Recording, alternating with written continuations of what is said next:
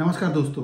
2023 सियासी चुनौतियों और संभावनाओं के स्तर पर सबसे महत्वपूर्ण साल है, क्योंकि इसी साल 9 राज्यों में चुनाव होने हैं और इन चुनाव के नतीजे ये तय करेंगे कि 2024 के जो लोकसभा चुनाव की तस्वीर है वो क्या रहने वाली है।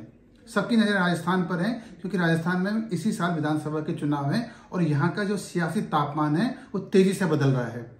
पिछले 4 दिनों से राजस्थान का जो मौसम का जो तापमान है काफी ठंडा है। कई शहर ऐसे हैं जहाँ -5 से 7 डिग्री तापमान है, लेकिन बावजूद इसके 2 दिनों में राजस्थान का जो सियासी तापमान जिस तेजी से बदला है उसने कई बेचैनियां पैदा की हैं। मुख्यमंत्री अशोक गहलोत 2 दिनों से जयपुर में चिंतन शिविर कर रहे हैं। वो मंत्रियों अफसरों के साथ बैठकर अपने 4 साल के कामकाज का आकलन कर रहे हैं, मूल्यांकन कर रहे हैं और ये देखने की कोशिश कर रहे हैं कि आने वाले दिनों में सरकार ऐसा क्या करे जिससे कि सरकार की वापसी हो। इससे ठीक उलट सचिन पायलट जयपुर से काफी दूर हैं, वो आज बीकानेर में, हनुमानगढ़ में हैं, वहां रैलियां कर रहे हैं और वे भी यही चाहते हैं कि सरकार की राजस्थान में वापसी हो। दोनों के सियासी मकसद और उद्देश्य तो एक जैसे ही हैं, लेकिन काम करने के दोनों की सियासी जमीनें अलग अलग हैं। कल वो परबतसर में थे और उन्होंने सरकार को सीधे कटघरे में खड़ा किया। उन्होंने कहा कि जो नकल माफिया है उसके दायरे राजस्थान में काफी खुल गए हैं, जिससे युवाओं का भविष्य पर असर पड़ रहा है, उनका भविष्य दांव पर। उन्होंने सरकार पर निशाना साधते हुए कहा कि सरकार को छोटे जो नकल माफियाओं को गिरफ्तार करने के बजाय बड़े सरगनों को गिरफ्तार करना चाहिए। इसके जवाब में आज जयपुर से मुख्यमंत्री अशोक गहलोत ने जवाब दिया। उन्होंने कहा कि जिन छोटे लोगों को गिरफ्तार किया गया है वही बड़े सरगना हैं, और अगर नेता किसी बड़े सरगना का नाम जानते हैं तो वो बताएं ताकि उनको गिरफ्तार किया जा सके। जाहिर सी बात है कि बयानों की दोनों की बेचैनियां बताती हैं कि दोनों के बीच सियासी अदावत किस स्तर पर है।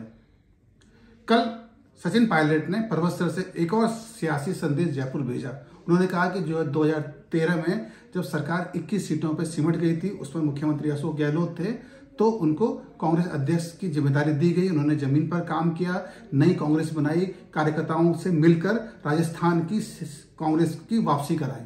वो ये बताना चाहते थे और ये संदेश भेजना चाहते थे कि राजस्थान में सचिन पायलट होने के क्या मायने हैं।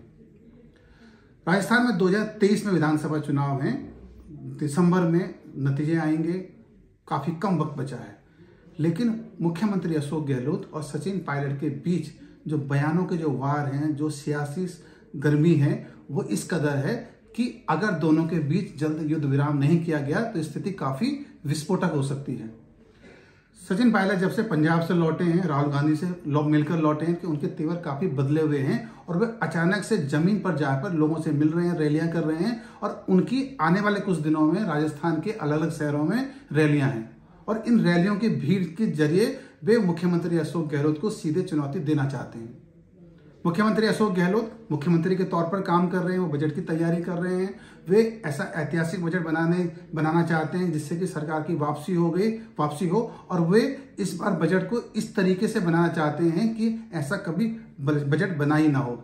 वे 10 से 12 जिलों की घोषणा पर वर्किंग कर रहे हैं, 1-2 संभाग भी बना सकते हैं। साफ है कि वे भी यही चाहते हैं कि राजस्थान में कांग्रेस की वापसी हो। दोनों ये चाहते हैं कि राजस्थान में कांग्रेस की वापसी हो, एक बार बीजेपी और एक बार कांग्रेस की जो परंपराएं हैं, जो इतिहास है, उसको तोड़ा जाए, लेकिन दोनों के काम करने के तरीके अलग अलग हैं। अगर केंद्र ने जो उनका आलाकमान है जो दिल्ली में बैठता है, अगर वे राजस्थान के मौसम को पढ़ पा रहा है, यहाँ के सियासी आसमान में जो बादल बदल रहे हैं तेजी से, उनको देखकर किसी आकलन की स्थिति में है, तो अगर दोनों के बीच युद्ध विराम नहीं हुआ तो स्थितियां काफी बिगड़ सकती हैं। जाहिर सी बात है कि स्थितियां बहुत अच्छी नहीं है कांग्रेस के लिए और आलाकमान को भी एक सख्त फैसला लेना चाहिए। एक तो ये बयान बंद करने चाहिए और दूसरा और सबसे महत्वपूर्ण हिस्सा ये है कि उनको ये बताना चाहिए कि राजस्थान का जो सियासी चेहरा है वो कौन होगा इस बार विधानसभा चुनाव में। ये जो कंफ्यूजन है नेता के तौर पर, इसको तुरंत अगर दूर नहीं किया गया तो काफी स्थितियां बदल सकती हैं, बिगड़ सकती हैं। सबको उम्मीद है कि जनवरी में शायद आलाकमान कोई बड़ा फैसला ले सकता है, राजस्थान में कोई बड़ा बदलाव हो सकता है। देखते हैं आने वाले दिनों में आलाकमान राजस्थान के सियासी मौसम को किस रूप में और कैसे देख रहा है।